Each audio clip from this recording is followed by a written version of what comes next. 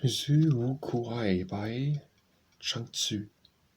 Hsue Kuei, introduced by Chuang, went to see Wu Hao of Wei. The prince greeted him sympathetically and said, "Your suffering, sir, you must have endured great hardships in your mountain life that you should be willing to leave it and visit me." "It is I who should sympathize with your highness, not your highness with me," answered Hsue Kuei. "If your highness gives free play to passion and yields to loves and hates, then the natural conditions of your existence will suffer. And if your highness puts aside passion and abjures loves and hates, then your senses of sight and hearing will suffer. It is I who should sympathize with your highness, not your highness with me." The prince was too astonished to reply, and after a while Hsue Kai continued, "I will try to explain to your highness how I judge of dogs.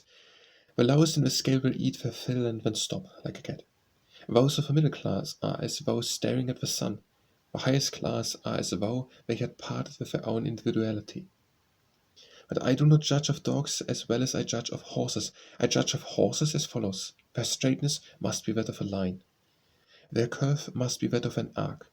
Their squareness that of a square. Their roundness that of a compasses. These are the horses of a state. They are not equal to the horses of the empire. The horses of the empire are splendid. They move as though anxious to get along, as though they had lost the way, as though they had parted with their own individuality. Thus they outstrip all competitors over the unstirred dust out of sight." The prince was greatly pleased and smiled. But when Hsue Kuei went on, Shang asked him, saying, "What can you have been saying to his highness?" "Whenever I address him, it is either in a pacific sense, based upon the canons of poetry, history, reeds, and music, or in a belligerent sense based upon the golden rooster or the six plans of battle. I have transacted with great success innumerable matters entrusted to me, yet his highness has never vouchsafed a smile. What can you have been saying to make him so pleased as all this?" "I merely told him," replied Hsue Kuei, "how I judge of dogs and horses." "Was that all?" inquired Shang incredulously. "Have you not heard," said Hsue Kuei, "of the outlaw of Yu? After several days' absence from his state, he was glad to see anyone he had known there. After a month, he was glad to meet anyone he had even seen there, and after a year, he was glad to meet anyone who was in any way like to his fellow countrymen. Is not this a case of absence from one's kind increasing the desire to be with them? Was the man who had fled into the wilderness, where Bishop Ward jokes of a part of a weasel and stout, no advancing nor stopping, how he would rejoice if a footfall of a fellow creature broke upon his ear, and how much more were he to hear the sound of a brother's, of a relative's voice at his side. Long it is, I ween, since his highness has heard the voice of a pure man at his side." Hsue Kai went to visit the prince. The latter said, "Living, sir, up the hills and feeding upon berries, or satisfying yourself with leeks, you have long neglected me. Are you now growing old? Or do you hanker after flesh pots and wine? Or is it that mine is such a well-governed state?" "I am of lowly birth," replied Hsue Kai. "I could not venture to eat and drink your highness meat and wine. I came to sympathize with your highness." "What do you mean?" cried the prince. "What is there to sympathize about?" "About your highness' soul and body," replied Hsue Kuei. "Pray explain," said the prince. "Nourishment is nourishment," said Hsue Kuei. "Being high up does not make one high, nor does being low make one low. Your highness is the ruler of a large estate, and you oppress the whole population thereof in order to satisfy your sensualities. But your soul is not a party to this. The soul loves harmony and hates disorder. For disorder is a disease. Therefore I came to sympathize. How is it that your highness alone is suffering?" "I have long desired to see you," answered the prince. "I wish to love my people, and by cultivating of duty towards one's neighbor to put an end to war. Can this be done?" "It cannot," replied Hsue Kuei. "Love for the people is the root of all evil to the people. Cultivating of duty towards one's neighbor in order to put an end to war is the origin of all fighting. If your highness starts from this basis, the result can only be disastrous. Everything that is made good turns out bad, and although your highness should make charity and duty to one's neighbor, I fear there would be spurious articles. for the inward intention would appear in the outward manifestation. The adoption of a fixed standard would lead to complications, and revolutions within lead to fighting about. Surely your Highness would not make a bower into a battlefield, nor a shrine of prayer into a scene of warfare. Have nothing within which is obstructive of virtue, seek not to vanquish others in cunning, in plotting, in war. If I slay a whole nation and annex the territory in order to find nourishment for my passions and for my soul, irrespective of military skill, wherein does the victory lie? If your Highness will only abstain, that will be enough. Cultivate the sincerity that is within your breast, so as to be responsive to the conditions of your environment and be not aggressive. The people will thus escape death. And what need then to put an end to war? When the Yellow Emperor went to see Tao upon the Hsue mountain, Fang Ming was his charioteer. Chang Yu sat on his right, Chang Jiu and Xi Peng were his outriders, and Kun Hun and Hua Shi brought up the rear. On reaching the wilds of Xiangcheng, these 7 sages lost the way, and there was no one of whom to ask the road. By and by they fell in with a boy who was grazing horses, and asked him, saying, "Do you know the Hsue mountain?" "I do," replied the boy. "And can you tell us," continued the sages, "where Tao abides?" "I can," replied the boy. "This is a strange land," cried the Yellow Emperor. "Not only does he know where the Hsue mountain is, but also where Tao abides. Come, tell me, pray, how would you govern the empire?" "I should govern the empire," said the boy, "just the same as I look after my horses. What else should I do? When I was a little boy and used to live within the points of a compass, my eyes got dim of sight. An old man advised me to mount the chariot of the sun and visit the wilds of Xiangcheng. My sight is now much better, and continue to dwell without the points of a compass. I should govern the empire in just the same way. What else should I do?" "Of course," said the Yellow Emperor, "government is not your trade. Still I should be glad to hear what you would do." The boy declined to answer, but on being again urged, cried out, "What difference is there between governing the empire and looking after horses? See that no harm comes to the horses, that is all." Thereupon the emperor prostrated himself before the boy, and addressing him as divine teacher, took his leave. If schemers have nothing to give them anxiety, they are not happy. If dialecticians have not their premises and conclusions, they are not happy. If critics have none on whom to vent their spleen, they are not happy. Such men are the slaves of objective existence. Those who attract the sympathies of the world start new dynasties. Those who win the people's hearts take high official ranks. Those who are strong undertake difficulties. Those who are brave encounter dangers.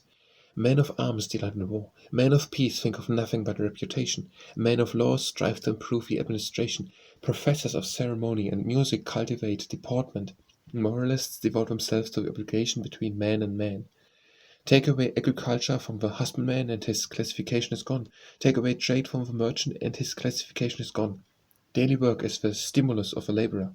The skill of the artisan is his pride. If money cannot be made, the avaricious man is sad. If his power meets with a check, the boaster will repine. Ambitious men love change. Thus, men are always doing something. Inaction is to them impossible. They observe in this the same regularity as the seasons, ever without change. They hurry to destruction, dissipating in all directions their vital forces, alas, never to return. Chuang Tzu said, "If archers who aimed at nothing and hit something were accounted good shots, everybody in the world would be another Yi." Could this be so? It could, replied Hsue. If there was no general standard of right in the world, continued Chuang Tzu, but each man had his own, then everybody would be a Yao. Could this be so? It could, replied Hsue. Very well, said Chuang Tzu. Now where are the Confucianists, the Mihists, the schools of Yang and Ping, making with your own 5 in all? Pray, which of these is right? Possibly it is a similar case to that of Lu Xu. A disciple said to him, "Master, I have attained to your Tao. I can do without fire in winter. I can make ice in summer." "You merely avail yourself of latent heat and latent cold," replied Lu Xu. "That is not what I call Tao. I will demonstrate to you what my Tao is." Thereupon he tuned 2 lutes, and placed one in the hall and the other in the adjoining room. And when he struck the kung note on one, the kung note on the other sounded, and when he struck the chio note on one, the chio note on the other sounded. This because they were both tuned to the same pitch. But if he changed the interval of one string so that it no longer kept its place in the octave, and then struck it, the result was that all the 25 strings jangled together. There was sound as before, but the influence of the keynote was gone. Is this your case?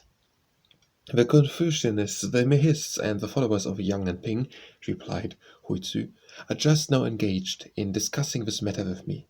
They try to overwhelm me with argument or howl me down with noise.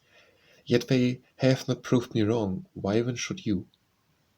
A man of a G state, replied Hsue, sent away his son to the Sung state to be a doorkeeper with maimed body. But the vase, which he valued highly, he kept carefully wrapped up. He who would seek for a stray child, but will not leave his home, is like to lose him. If a man of Hsue who was sent away to be a doorkeeper began in the middle of the night, when no one was about to fight with a boatman, I should say that before his boat left the shore he would already have got himself into considerable trouble. Chang-tzu was once attending a funeral when he passed by the grave of Hsue.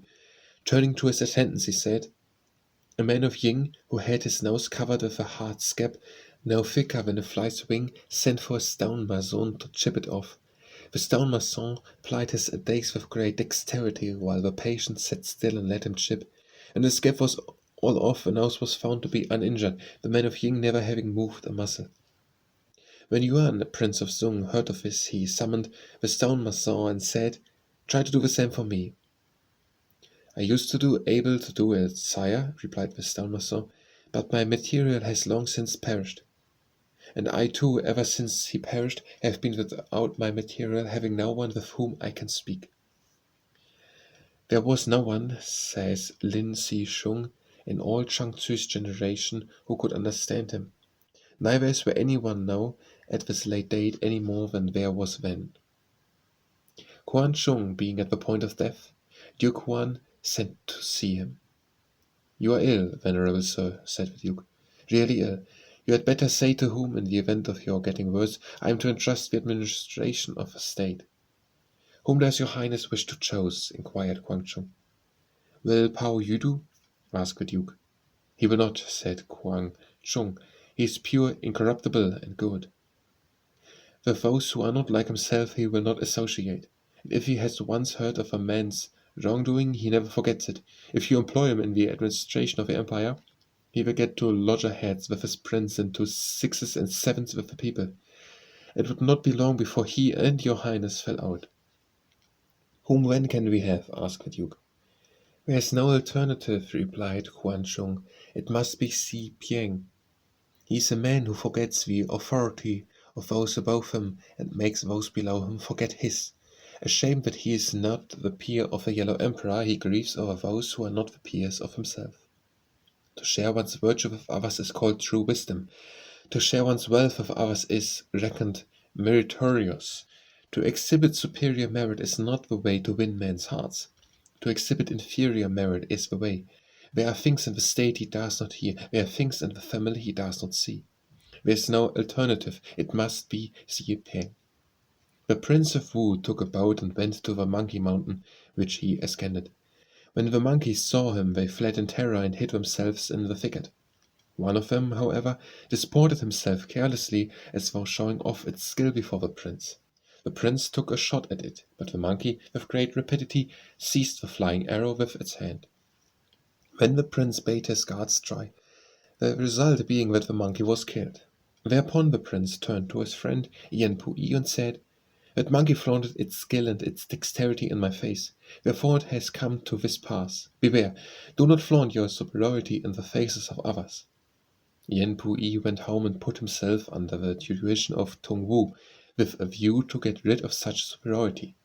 He put aside all that gave him pleasure and avoided gaining a reputation.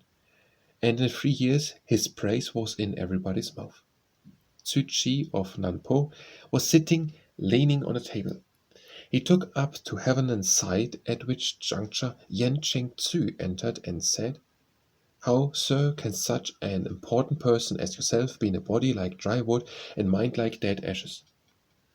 I used to live in a cave on the hills, replied Hsue.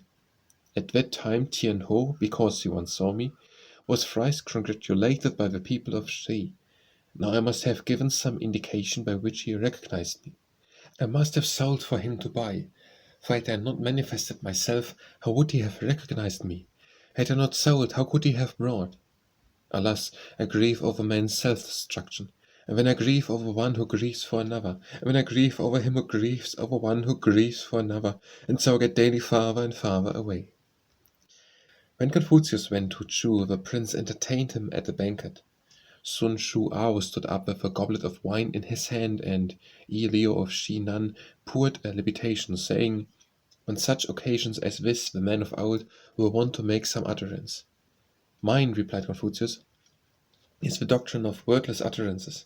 Shall I who make no utterances make utterance now?" Yi Liao of Shinan played with his ball, and the trouble of two houses was arranged. Sun Shuao remained quietly in repose, and the men of Ying threw down their arms. "I should want a 3-foot ton indeed." Theirs was the tower of inaction, his was the argument of silence, wherefore for Te to rest in undivided Tao, and for speech to stop at the unknowledgeable, this is perfection.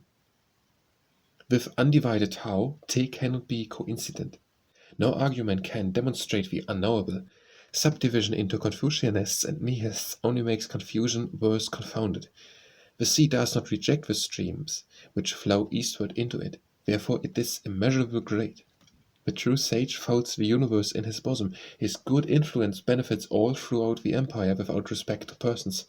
Born without rank, he dies without titles. He does not take credit for realities. He does not establish a name. This is to be a great man. A dog is not considered a good dog because he is a good barker. A man is not considered a good man because he is a good talker. How much less in the case of greatness? And if doing great things is not enough to secure greatness, how much less shall it secure virtue? In point of greatness there is nothing to be compared with the universe, yet what does the universe seek in order to be great? He who understands greatness in this sense seeks nothing, loses nothing, rejects nothing, never suffers injury from without. He takes refuge in his own inexhaustibility. He finds safety in according with his nature. This is the essence of true greatness. Hsue had 8 sons. He arranged them before him, and summoning Chiu Fangyin, said to himself, "Examine my sons physiognomically and tell me which will be the fortunate one." "Kun," replied Chiu Fangyin, "will be the fortunate one." "In what sense?" asked the father, beaming with delight. "Kun," said Chiu Fangyin, "will eat at the table of a prince and so end his days." Thereupon Hsue burst into tears and said, "What has my son done that this should be his fate?" "Eating at the table of a prince," replied Chiu Fangyin, "will benefit the family for 3 generations. How much more his father and mother? But for you, sir, to go and weep is enough to turn back the luck from you. The son's fortune is good, but the father's bad." Yin said at Hsue, "I should like to know what you mean by calling Kuan fortunate. Wine and meat gratify the palate, but you do not say how these are to come. Supposing that to me, not being a shepherd, a lamb were born in the southwest corner of my hall, or that to me, not being a sportsman, quails were hatched in the northeast corner. If you did not call that uncanny, what would you call it? My sons and I do but roam through the universe. With them I seek the joys of heaven, with them I seek the fruits of earth, with them I engage in no business, with them I concoct no plots, with them I attempt nothing out of the way. With them I mount upon the truth of the universe and do not offer opposition to the exigencies of our environment.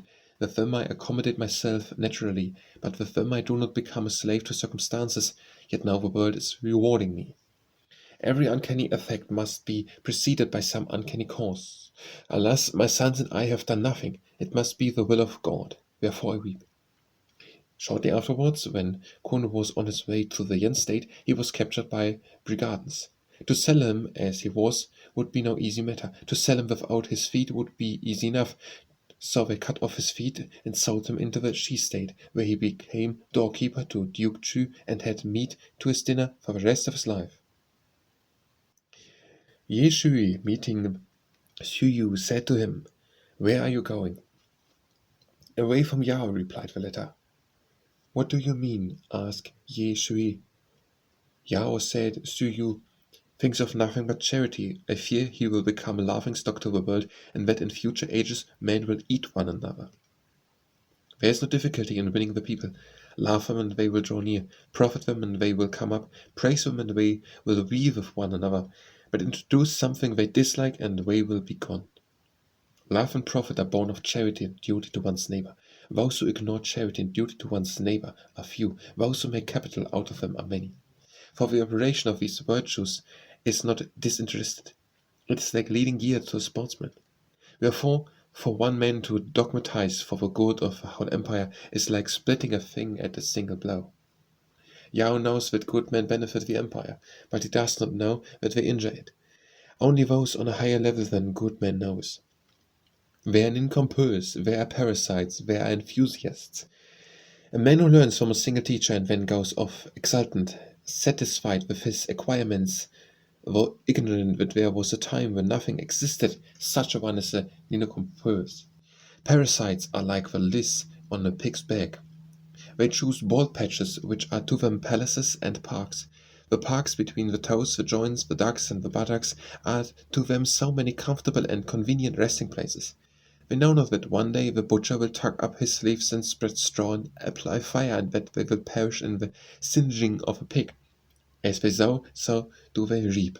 This is to be a parasite. Of enthusiasts, Shan is an example.